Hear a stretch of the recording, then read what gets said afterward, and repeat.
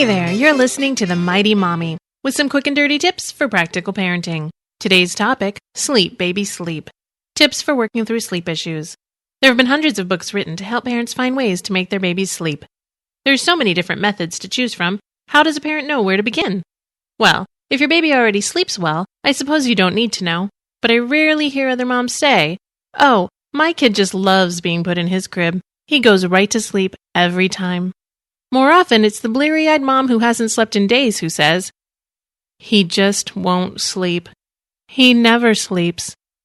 Well, that's probably not entirely true. He probably sleeps in the car or in mom's lap while she's feeding him. Babies have a nice comfort zone all snuggled up with mom, dad, or in the confines of a car seat cruising down the road. That's much more appealing than a lonely crib. With all of the books on the market and websites touting surefire ways to get your baby to sleep, it certainly can cause apparent frustration when nothing seems to work. Since this is a quick and dirty podcast about practical parenting, I'm not going to make any promises or give you any amazing new sleep methods to try.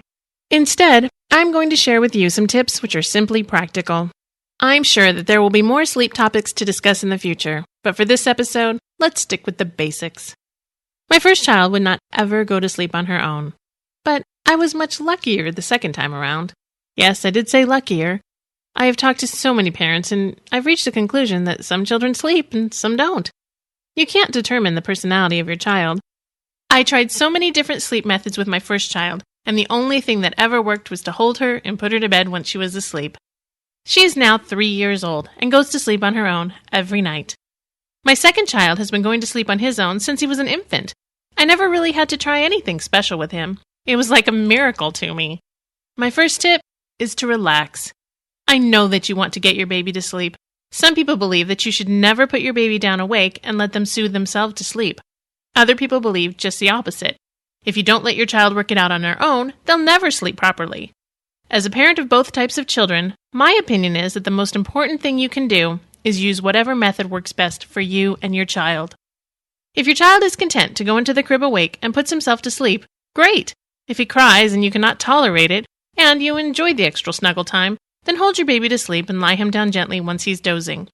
If possible, take turns cuddling each night so that baby is comfortable falling asleep with both parents. Whatever method you choose, be sure you're incorporating it into a nightly routine. Remember, children thrive best on routines.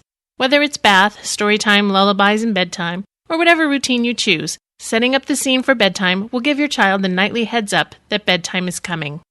There are some simple ideas I can share which have helped to soothe babies. Some babies sleep better with sound around them. They are surrounded by sounds all day long, and the quiet of the night can sometimes be distracting. You can try creating white noise by using a ceiling fan or a cool mist humidifier. There are some fancy radios with different sounds you can try as well. You can also try playing soft music. I personally play a CD of classical music for my son. We dance through the first track, and he knows that this is his cue that he'll be put into the crib. Once I start the CD and turn the light off, he immediately puts his head on my shoulder to rest. He loves this cuddle time, and he always falls asleep with his music. Another tip is to determine whether your child sleeps better in the light or in the dark. You should always have a nightlight in a child's room. It's a safety measure as well as a comfort for some children. My daughter's room has an adjustable nightlight because she likes it darker.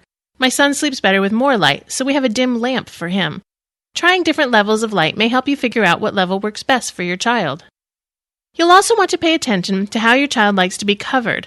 Some babies enjoy being swaddled. It keeps them from moving around so much and waking themselves up.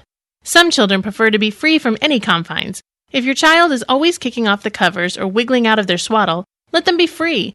If you're worried that they'll be cold, simply dress them in warmer pajamas. When they wake, they should neither be sweaty nor cold, so be sure to pay attention to how they feel when you go to them and adjust their clothing accordingly. My final tip for this episode is about schedules. It's a very simple tip to give, but can sometimes be hard to follow. The idea is to keep your child awake when you want him awake so that he'll sleep when you want him to sleep. For example, if you want your child to go to bed at 7 p.m., and you know that he always falls asleep on a car ride, you may not want to be out running errands between 3 p.m. and 6 p.m. Try to schedule your child's active times a couple hours before nap or bedtime so that they'll have time to settle down before going to bed. As I said earlier, there are many more items to discuss in this topic, so we will be talking about sleep issues in future episodes. That's it for now. Hope you enjoyed listening. May you sleep well and have sweet dreams. If you have a question for the Mighty Mommy, or if you want to share a wonderful tip of your own, you can email mommy@cutienow.com or leave a voicemail at 206-222-9148.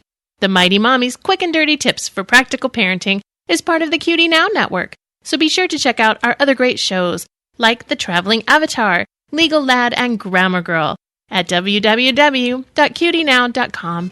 This is your friend, the Mighty Mommy, wishing you happy and fun parenting.